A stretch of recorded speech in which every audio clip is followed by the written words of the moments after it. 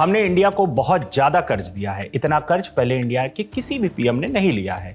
इतने पैसों का क्या करते हैं इंडिया के पीएम? ये बयान अमेरिकी राष्ट्रपति डोनाल्ड ट्रंप के हवाले से शेयर किया जा रहा है।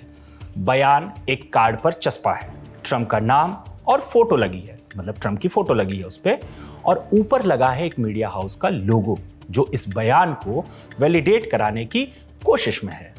लोग इसे अपने अपने तरीके से सच मानकर ट्विटर, फेसबुक से लेकर लिंक्डइन तक दबाकर शेयर कर रहे हैं। डोनाल्ड ट्रंप पिछले कुछ अरसे से जिस तरह बयान दे रहे हैं उससे एक बारगी, अगर आप इस बयान को देखेंगे तो एक बारगी कोई भी सच और झूठ में फर्क भूल जाए।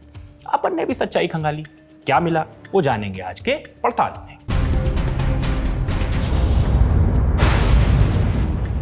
आगे बढ़ने से पहले देखा जाए कि किसने किस तरह से पोस्ट शेयर किया है, क्या दावे किए हैं। फेसबुक पर रोचक ज्ञान नाम के पेज ने पोस्ट को शेयर किया, कैप्शन दिया, डोनाल्ड ट्रंप ने एक प्रेस कॉन्फ्रेंस में भारत पर किया तीखा वार।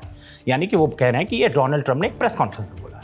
एक्स पर प्रीति चौबे नाम की एक यूजर, जिनके बायो में पूर्व पत्रकार लिखा है, वो इसे शेयर करके लिखती हैं, पूरे देश में आपने विज्ञापन पर और चुनाव में प्रचार अभियानों में बाद में दूसरी पार्टी के जीते हुए सांसदों या विधायकों के खरीद फरोख्त और चुनी हुई सरकार को गिराने में खर्च करते हैं।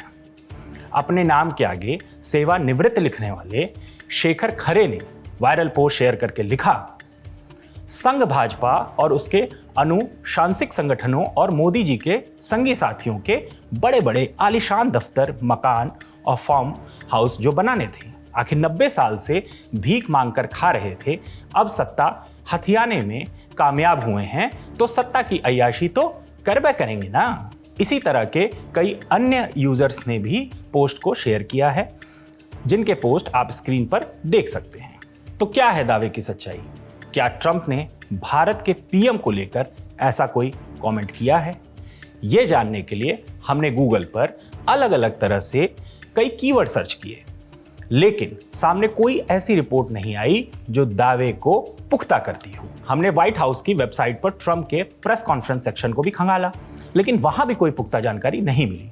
जाहिर है अमेरिका का राष्ट्रपति अगर इस तरह का बयान भारत के पीएम के लिए देगा तो उसकी कहीं ना कहीं तो रिपोर्टिंग होगी, देश और भाषा से इधर कहीं तो छपेगा, लेकिन हमें ऐसी कोई ठोस जानकारी नहीं मिली।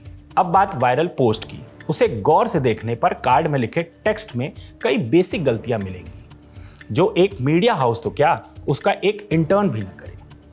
कहीं कोई फुल स्टॉप नहीं, वाक्य अपनी गति से बढ़े जा रहा है, पूरी बात हो गई लेकिन मजाल हो कि कोई फुल स्टॉप आ जाए। पोस्ट में मीडिया संस्थान एनबीटी का लोगो लगा है।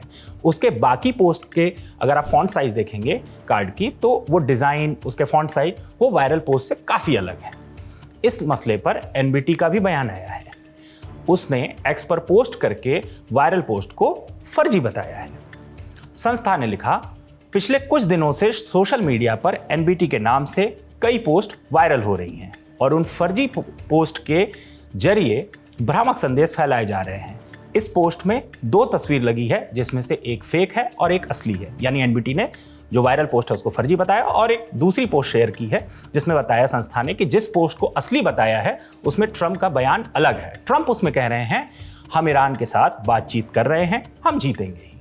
यानी कुल जमा बात ट्रंप के हवाले से भारतीय पीएम के कर्ज लेने का बयान फर्जी है।